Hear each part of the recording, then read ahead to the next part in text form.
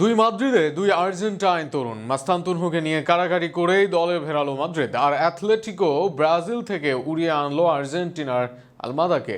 অপরদিকে ম্যানচেস্টার সিটির জার্সি গায়ে আগামী মৌসুম থেকে নিয়মিত দেখা যাবে ক্লাউদিও এচেভেরিকে। এই তিন সম্ভাবনাময়ী আর্জেন্টাইন বড় ক্লাবে আগামী মৌসুমে করবেন যাত্রা। সেখানে কার ভালো মৌসুম কাটানোর সম্ভাবনা বেশি তা নিয়ে থাকছে প্রতিবেদন। সিটির জার্সি গায়ে ৩ ম্যাচ খেলা হয়েও গেছে। মজার ব্যাপার হচ্ছে ৩ ম্যাচ ইসভেরি খেলেছেন আলাদা ৩ আসরে। এর মাঝে ক্লাব বিশ্বকাপে ম্যানচেস্টার সিটির হয়ে গোলের খাতাও খুলেছেন তিনি। কিন্তু এখনও ইসভেরিকে পরখ করার আছে অনেক বাকি, যে কারণে ম্যানচেস্টার সিটির হয়ে অভিষেক হলেও নতুন মৌসুমে ইসভেরিকে নতুন করে দেখতে চাইবে ভক্তরা। আর্জেন্টিনার বয়সভিত্তিক দলের সেরা পারফর্মারদের একজন ইসভেরি। 18 এর ইসভেরি ভরসা হতে চাইবেন পেপ জোসেফ গার্দিওলার, আর তাকে নিয়ে ভরসা করতে চাইবেন ভক্তরা। 18তে এবার ইচভেরির মতো বড় ক্লাবে মাস্তানতুনহু অল্প বয়সে মূল দলে অভিষিক্ত হয়েছেন, পেয়েছেন আর্জেন্টিনার দলের ডাকও।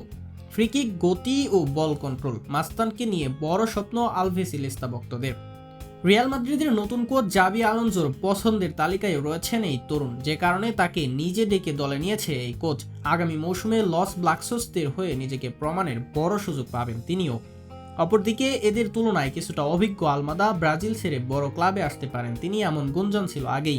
শেষ পর্যন্ত সিমিওনে আলভারেজদের সাথে যোগ দেন অ্যাথলেটিকো মাদ্রিদে। ডিপলের বিদায়ে যতটুকু মন খারাপ করবে ভক্তরা, আলমাদার আগমন সেই হতাশাটুকু কাটিয়ে দেবে আর্জেন্টাইন ভক্তদের। আর্জেন্টাইন মাদ্রিদ খ্যাত অ্যাথলেটিকো মাদ্রিদে তাই আলমাদা ঝলক দেখার প্রত্যাশা তাদের। তবে প্রশ্ন হলো, এই তিনে কার সফল হওয়ার সম্ভাবনা সবচেয়ে বেশি?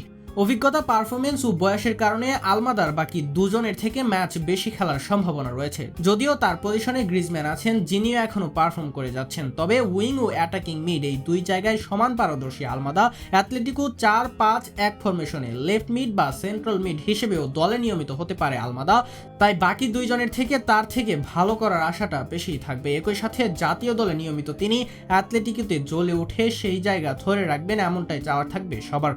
বিপরীতে অনেকটা একই প্রান্তে দাঁড়িয়ে ইসভেরি ও মাস্তানতুনহু দুজনকেই নিজ পজিশনের জন্য লড়াই করতে হবে। রিয়াল দলে গুলার, ব্রাহিম, রদ্রিগো রয়েছেন। অপরদিকে অ্যাটাকিং মিডফিল্ডার হিসেবে আছেন জুড বেলিংহাম। স্বভাবতই শুরুর একাদশে খুব বেশি সুযোগ নেই মাস্টার, তবে ভালো পারফর্ম করতে পারলে সুযোগ তৈরি করতে পারবেন তিনি, কেননা কোচের বেশ পছন্দের খেলোয়াড় তিনি। সেক্ষেত্রে ইসভেরিকেও করতে হবে লড়াই, তবে খেলোয়াড়দের রোটেট করতে পছন্দ করেন গার্দিওলা। ক্লাব বিশ্বকাপের শেষ ম্যাচে গোল করার পর পেপের দলে ইসভেরি বেশি সুযোগ পাওয়ারই সম্ভাবনা জোরালো। শেষ পর্যন্ত কে কেমন সুযোগ পান এবং পারফর্ম করেন সেটা দেখা যাবে মৌসুম শেষেই। তবে প্রত্যাশার পারদ যে এই তিনজনকে ঘিরেই উঁচু, সেটা নতুন করে বলার অপেক্ষা রাখে না।